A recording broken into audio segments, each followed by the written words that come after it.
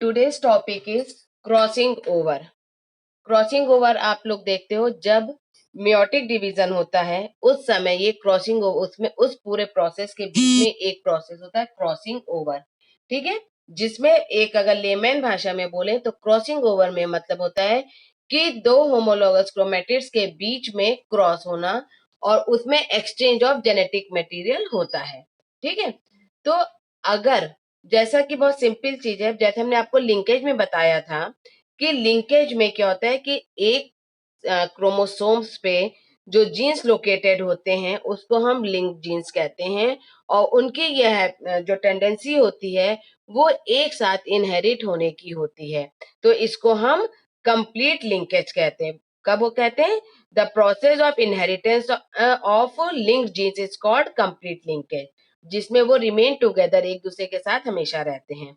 लेकिन कभी कभी क्या होता है, अगर लिंक जीन्स में सेपरेशन या सेग्रीगेशन हो जाता है, वो सेग्रीगेट हो जाते हैं, सेपरेट हो जाते हैं during the process of gametogenesis, मतलब during the formation of gametes by the meiotic division, then they are called show incomplete, कहते हैं उसको इनकम्प्लीट लिंकेज।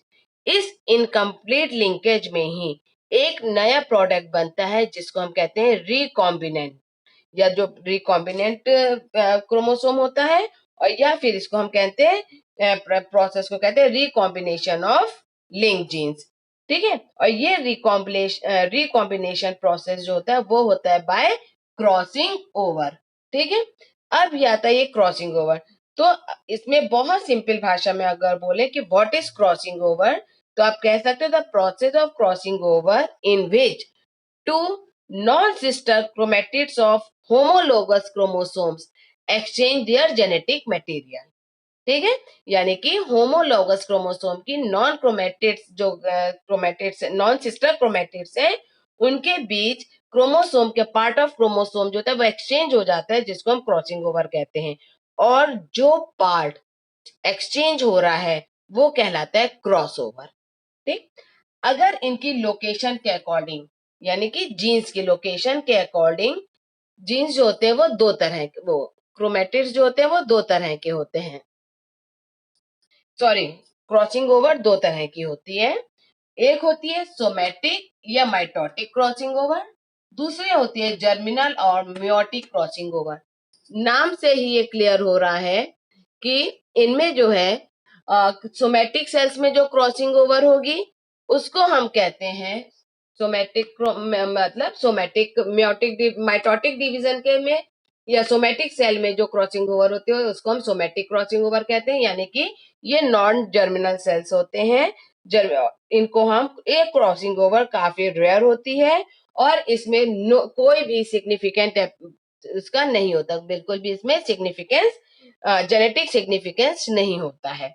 ठीक है, सबसे पहले सोमैटिक सेल्स के क्रॉसिंग ओवर के बारे में ड्रोसोफिला ने इनके ड्रोसोफिला के बॉडी सेल्स पे वर्क करके कर्ट स्टर्न ने इस बारे में बताया था। ठीक, नेक्स्ट क्या आया कि दूसरा है जर्मिनल या मियोटिक क्रॉसिंग ओवर। जो जर्मिनल सेल्स होते हैं बॉडी में उनमें गैमेटोजेनेसिस के समय, यानी कि गैमीट्स के फॉर्मेशन के समय जब मियोटिक डिवीजन होता है उसमें क्रॉसिंग ओवर जो होती है उसको हम जर्मिनल क्रॉसिंग ओवर कहते हैं। और जर्मिनल क्रॉसिंग ओवर या मियोटिक क्रॉसिंग ओवर का जेनेटिक उसमें बहुत ज्यादा सिग्निफिकेंस होता है, या ये कह सकते हो जेनेटिक सिग्निफिकेंस ये शो करता है। ठीक है, और इसमें बिल्कुल भी जेनेटिकल सिग्निफिकेंस नहीं होता है सोमैटिक में। अब आती है इसकी मैकेनिज्म। मैकेनिज्म में कि कैसे क्रॉसिंग ओवर का प्रोसेस पूरा होता है।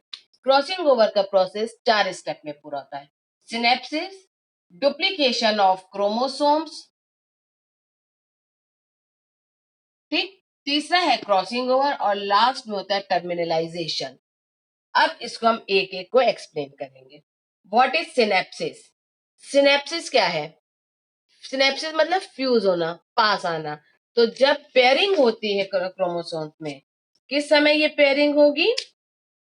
जैसे आपको पता है जो म्योटिक डिवीजन होता है उसमें prophase one, prophase to, prophase one and prophase, metaphase, anaphase, telophase के फेज वन होते हैं। तो प्रोफेज वन में जाइगोटीन स्टेज होती है, जाइगोटीन पैचिटीन स्टेजेस होती है। तो इसमें जो जाइगोटीन स्टेज होती है उसमें ये सिनेप्सिस का प्रोसेस स्टार्ट होता है। ये पॉइंट आप नोट कर सकते हो एमसीक्यू पॉइंट के लिए कि सिनेप्सिस किस समय होता है, प्रोफेज वन की जाइगोटीन स्टेज के समय ये सिनेप्सिस स्टार्ट होती है, जिसमें पेयरिंग होमोलॉगस क्रोमोसोम्स की पेयरिंग शुरू हो जाती है। और ये जो है बहुत ही इंपॉर्टेंट होता है होमोलॉगस क्रोमोसोम्स की पेयरिंग, कि ये हेरिडिटी और वेरिएशन के लिए काफी इंपॉर्टेंट स्टेप होता है। दूसरा जो सिनेप्सिस होता है ये एक प्रोलॉन्ग प्रोसेस होता है और इसमें होमोलॉगस क्रोमोसोम्स आपस में क्लोज टू कांटेक्ट, ये होमोलॉगस क्रोमोसोम्स हैं एक दूसरे के करीब आते हैं। ठीक है, इसको हमने एक को ऑरेंज कलर से शो करें, एक को ब्लैक कलर से। तो ये होमोलॉगस क्रोमोसोम्स जो है एक दूसरे की तरफ अट्रैक्ट होते हैं और ये इसमें क्या होता है, ये किस समय ये एग्जैक्टली आइडेंटिकल या होमोलॉगस रीजन में होते, ये बिल्कुल होमोलॉगस होते हैं। तो ये होती है पेयरिंग ऑफ क्रोमोसोम, जिसको हम सिनेप्सिस कहते हैं। ठीक है, अब आता है दूसरा वो दूसरा प्रोसेस है, स्टेप होता है इसमें। हाँ, दूसरा स्टेप क्या है हमने बताया, duplication of chromosomes. Duplication of chromosomes में क्या होगा, नाम से क्लियर है, एक क्रोमोसोम का दो पार्ट।